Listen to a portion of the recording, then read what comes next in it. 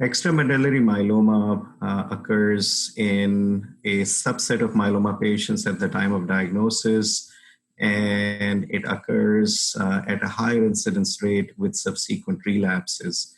Usually, between 3 to 5% of myeloma patients would have it at the time of diagnosis. And extramedullary means outside the bone marrow.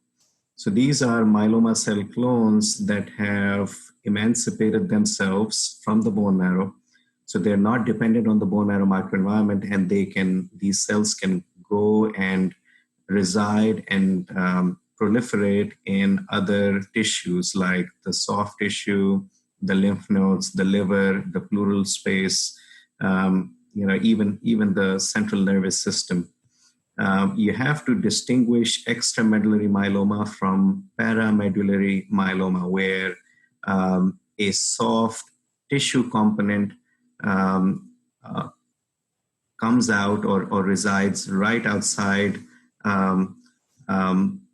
the bone involvement of myeloma. So, the cortex of the bone has eroded because of myeloma, and soft tissue part adjacent to the bone involves myeloma. And that paramedullary disease is different in presentation to true extramedullary myeloma. And because extramedullary myeloma tends to be a little bit more proliferative, it is a harbinger of more high-risk kind of disease and can be difficult to manage because chemotherapy agents and novel agents that we utilize for myeloma therapy may not get inadequately in those kind of tissue microenvironment as compared to the bone marrow microenvironment.